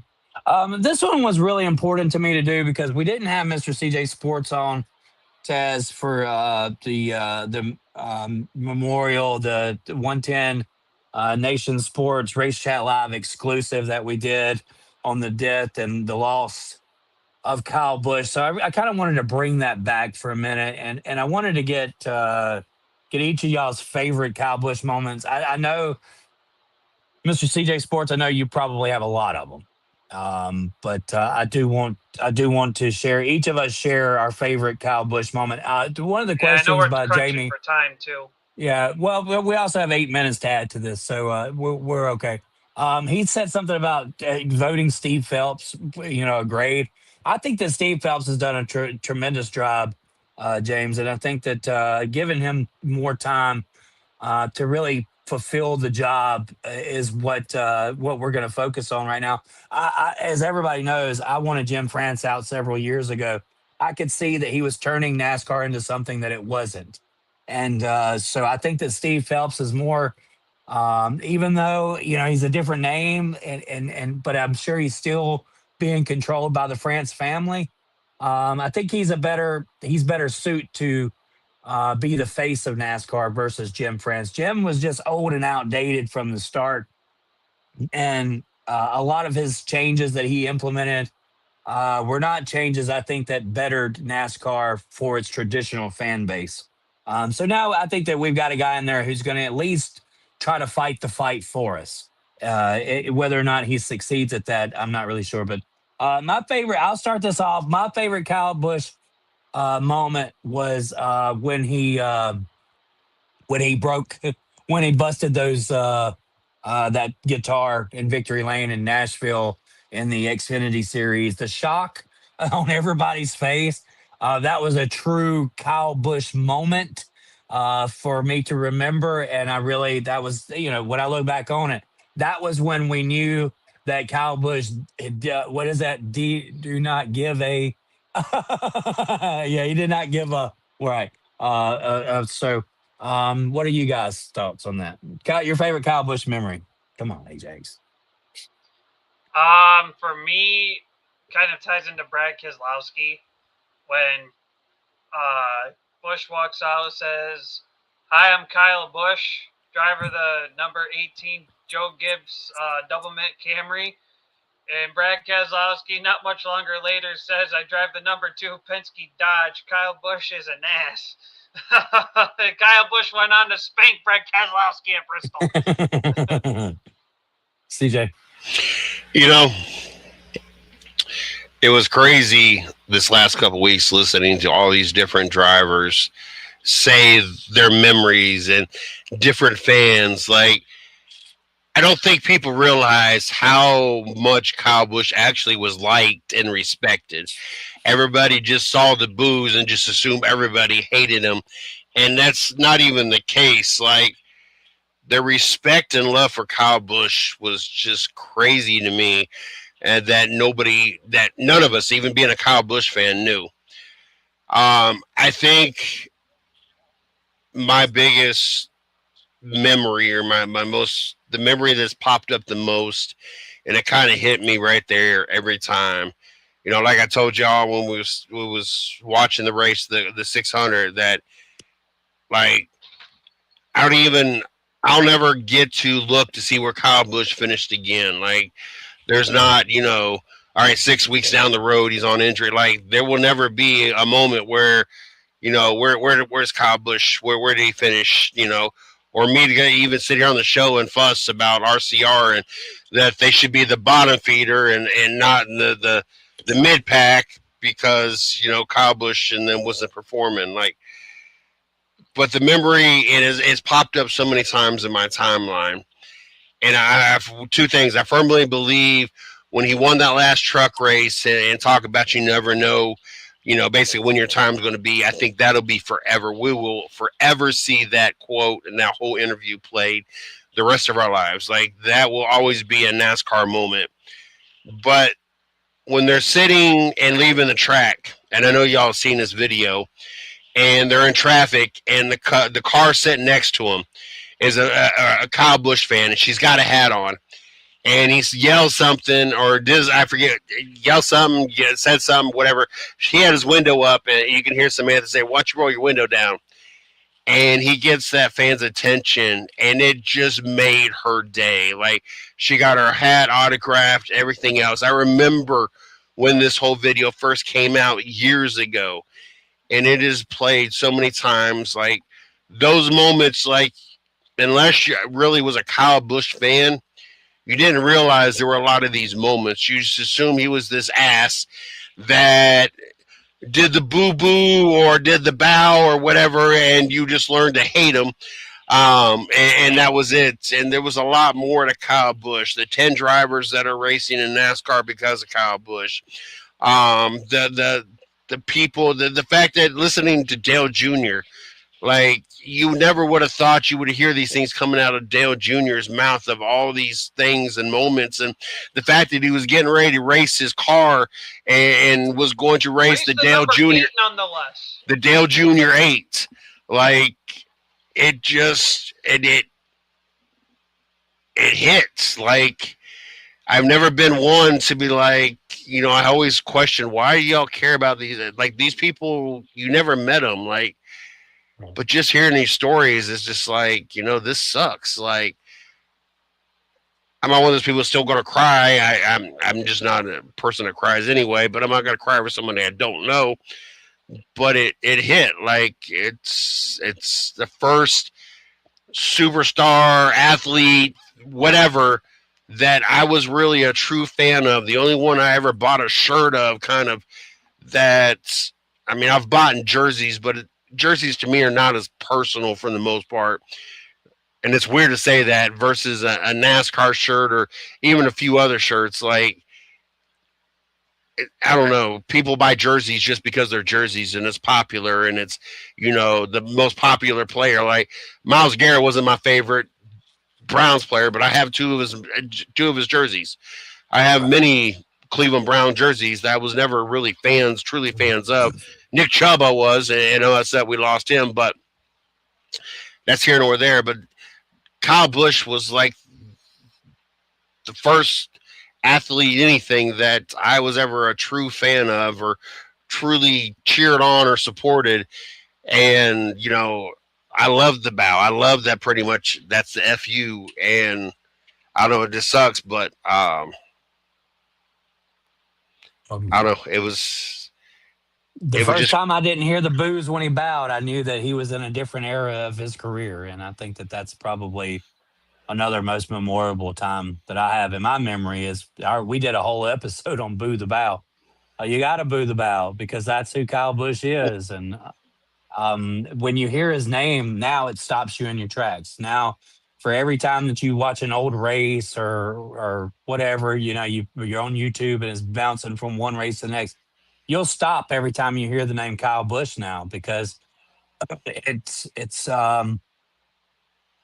he's gone way too soon. He was gone way too soon. And I don't think that most of us have even begin to comprehend the magnitude of the loss of Kyle Busch. I'm still waiting to see Samantha pneumonia. Like, we all get pneumonia at some point in our life. To know that's what ultimately took him down. That's just so crazy to me. Like, I agree. I agree. All right, let's go to the triple S's. Hopefully y'all gotten that. Taz, I'm going to try to speed things up just a tad bit because we are pressed on time. Yep. Do y'all have your triple S's? I know I have mine. I want to give a shout out to Cody Ware, top 22 finish. Way to hang in there, Cody Ware. Cody Right. Zane Smith gets my my standout. I think back-to-back top 10 finishes for Zane Smith. He's gotten, I seen a stat earlier. I can't remember it. But he led more laps like in the last couple of races that he has his entire career. I saw a stat earlier. I don't remember it. Like you just kind of left us there. No, he's led more. He's led more laps in the last 2 races than he has his entire. That's like I got a secret, but I can't tell you. I know, right? I was so confident that I had it, and then I was like, I don't know, maybe not. And Austin, I know this is really a quick segment, so Austin Dillon is my shout down. I like a rhinestone cowgirl. All right, I'm gonna pass it. Shoot. You know what? My standout, believe it or not, is going to be Recky Spinhouse Jr. The fact that he got a top 3 in stage 2, to finish out with a top 5 finish, and didn't he finish top 5 at the Coke 600 too, or was it just a top 10? I don't remember. No, he was top 10. Yeah. I mean, the fact that he just pulled off back-to-back top 10 finishes, amazing work. Shout out, as I started off, SVG. I'm starting to think he's figured something out with these ovals. More so of the more banked, bigger ovals. Only time will tell if maybe this small stretch is just kind of a fluke, or maybe he really is figuring things out for real. My shout down, I said earlier, as we were talking about like broadcast networks and whatever, is how the Cup Series goes on different, broadcasting systems. Whereas like the O'Reilly Series, they have one channel.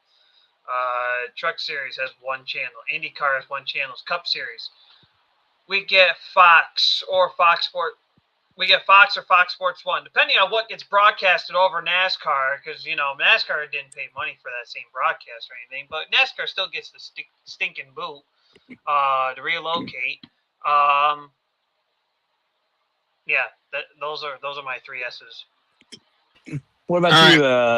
My three S's are gonna be backdated a little bit, as I can't really say nothing about this last weekend because I didn't watch this last weekend. But I'm gonna backdate to the previous weekend because I missed the show and being a Rowdy fan. So let's go with standouts. I'm gonna go Braxton / whatever Kyle Larson's son is. Braxton, with the way he was able to be there for his mom, and we can even throw Samantha in there for even showing up. And then Kyle Larson's son coming up and hugging him, like just like in everything that was going on, to see these young boys, young men stepping up and kind of being there for each other was something that you don't get to see, and you're not sure this young generation how they're going to act, how they're going to react, and everything else. And to see that, and just to know that they've been instilled with some good morals, and they had sympathy and compassion, and they didn't care. They were there for each other. Shout out to all those that was involved with that whole moment down there with the 8, and all the drivers being around the Busch family. It just showed how important everybody is, regardless if you liked a driver, didn't like a driver, whatever the case may be in the garage. When it came down to it, you were there for their family, their team, their everything, and just the overall support, everybody wearing 8s, and we're seeing everybody, and I'm sure we're gonna probably see this the rest of the year, everybody take bows. Just showing the ultimate respect for somebody that, like I said earlier, most people thought that nobody even liked or even cared or had any respect for. That that was Kyle Busch, and and everybody will sit there and talk about how much he's changed since he got married and everything else. But you still didn't see how much respect and how much he meant to everybody, drivers, garage, and everything else. And so, shout out to that. And my stand down is Fox when it comes to that weekend, because as much as I'm a Rowdy fan, I'm also a veteran, and it just seemed like, I know that it was a very emotional weekend. And Prime did the race. Oh, was it Prime? Then I'm just pointing to Prime. I'm sorry. Because it seemed like, I know it was a very emotional weekend and everything else, but it just seemed like all it was about, and this is Memorial Day weekend, a lot of people have given their lives and sacrificed all, and families, and it's just like, Rowdy. Oh, yeah, by the way, fallen soldiers, let's memorize, and then back to Rowdy. Like, I get we lost the superstar, but I just don't feel that there was the proper balance, recognizing the veterans. Like, I think that for the most part, the only time that those that got, they did the whole memorial part of it is just when they had the pre-recorded, who they were driving for. And that was kind of it. And all the rest of it was about Rowdy. And like I said, I'm a diehard Rowdy fan. And my wife could never understand why I liked Rowdy Busch. Still doesn't understand. There's a lot of things she likes about him now, especially with the IVM and his wife and the foundation and everything else. But I just feel that it wasn't the proper balance for being Memorial Day weekend. And being a fan, a big fan, that says a lot. I was told, Taz, that I was so taken by the emotion of it all and just the continuation of it that I literally just said, okay, I've had enough. And me and Miss Heather went to the beach. We were already at the beach for a concert that weekend. But I was so overwhelmed with emotion after watching the pre-race ceremony and stuff that I really just didn't have my ass on watching the NASCAR race for that time being. Of course, I went back and watched it. And of course, I got to see Daniel Suarez cross the start-finish line because we were back by that time. But I just felt like there was more things important at the time than watching a NASCAR race, and it just the emotional ties to it. So I agree with that. I think it was overshadowed, and Prime could have probably done a tad bit better on that. Let's go to the long run real quick. And it's such a beautifully said, Mr. CJ Sports. I don't mean to take away from that. The long run, Denny Hamlin looks to be probably the favorite. He's got an average of 5. Fifth place finish in the last 5 starts. Zane Smith, believe it or not, that name pops up. He has an average of 7th place finish over 5 starts. Chris Buescher, 7.7. Ty Gibbs, an 8.0. And Brad Keselowski, an average of 8th. Also, Carson Hocevar with a 10th. Let's look over at the favorites for the gambling side before we get to Taz Taylor's weekly rankings. And I'm excited to see what this looks like. Denny Hamlin's the favorite to win, plus 400. Christopher Bell, plus 600. Tyler Reddick, a plus 700. Kyle Larson, a plus 700. Ryan Blaney, a plus 1,000.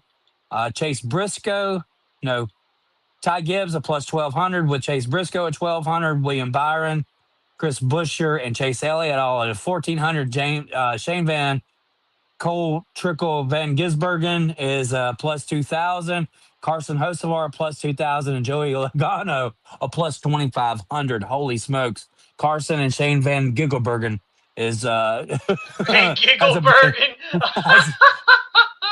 That's a better shot to win this race by the bookies than Joey Logano. All right, Taz Taylor, we've got, as a matter of fact, you got to do this in about 45 seconds, but we'll probably get a couple of minutes overtime on this. So sorry, guys, we're going to go into a little bit of overtime here. It is the Race Chat Live overtime. Taz, weekly NASCAR team rankings. Bring it on, big guy. I think we've had some movement here. All right, Sharon, we got the share screen up for you. So we're going to start with our basement 5, as we normally do. The bottom 3, Rick Ware, Haas, and Wood Brothers, stay at the 13, 14, and 15 spot. Well, 15, 14, 13, however you want to look at it. Colleague moves down 2 spots from number 10 after the 600. They moved down to the 12th spot. Marcel just tied Dillon. I know AJ Allmendinger had a stage 1 win and was remarkable, but something tells me Tyler Dillon's just washed up. Colleague's got to look at what the heck's going on over at that car. He's got a top 10 finish after this past race, but go ahead. Let's just roll through this. RCR down 3 spots from number 8 last week. They now join the basement 5. And then heading on over to our climbing 5, we have Front Row moving up from the basement to the climbing 5. They're at number 10. Legacy stays at number 9. Trackhouse, after I think like 6 or 7 weeks of staying at that number 7 spot, they moved down to number 8. Hayek, after a couple impressive weeks, they finally move up the ladder. They're up to number 7, the biggest movers of the week. Moved up 5 spots from 12 to number 7. 2311 Racing stays at number 6 in the climbing 5. And then our top 5 does not change from last week. Hendrick at number 5. Spire stays at 4. Penske 3. RFK 2. And JGR number 1. That RFK advantage seems to have, taken a little bite out of the concrete. No pun intended. There's definitely, we're at the midseason struggle, I think, for their entire organization, as Priest has fallen off a couple of spots and Busher seems to be finding himself in some tacky situations, and Brett Keselowski as well. But we know the bounce back is huge, and good to see that you didn't penalize them too bad. Glad you're not able to watch these races, so you you can't take RFK out of the second spot. Highlights. Back off, Jack. I got you. Guys, thank you for the run through. It's best that we just go ahead and try to stay within our allotted time here. Sorry I had to take over real quick, Taz, to rush us through this, but I didn't mean to step on your toes there. But how about closing it out for us, Taz Taylor? Got some sponsors? Yeah, we got some sponsors, and Mr. CJ wants to roll through them. Go take it away. Got to thank Carolina Sports Plus. Make sure you guys give them a like on Facebook and check them out at CarolinaSportsPlus.com for all your merchandising needs. Mario's a great guy. He's got a lot of things for you. Make sure you guys check out their fan page, as he also does media. He's been doing a lot of basketball games. I think he's done some Carolina Hurricane games as the Hurricanes are in the Stanley Cup. Got to thank also. Got to go, y'all. Got to thank McMillan's Lawn Care Company in the Dayton area, Dayton, Ohio. Make sure you give them a call at 937-999-9793. They got a few spots left. It's been a great season, so make sure you guys check them out. Also, the 110 Sports and Collectibles Company. You can check us out at the 110 Sports and Collectible Company.com. Also, we are located in Logan, West Milton, Hocking Hills, Lancaster, and Monroe, Ohio. Get all your sports merchandise needs there as well. Also, that One-Eye Kid Designs. Man, if y'all didn't see that I posted his latest design of that pit box, man. I mean, this kid's really got it going. If you guys need something designed, give him a holler. Also, if you need any private investigated going on, you think your old lady's cheating on you, give us a call. One call, that's all. That's all you need. We'll be your PI. Wherever you may be, whoever you think is doing you wrong, we'll if the money's right, we'll do it. But thank y'all very much.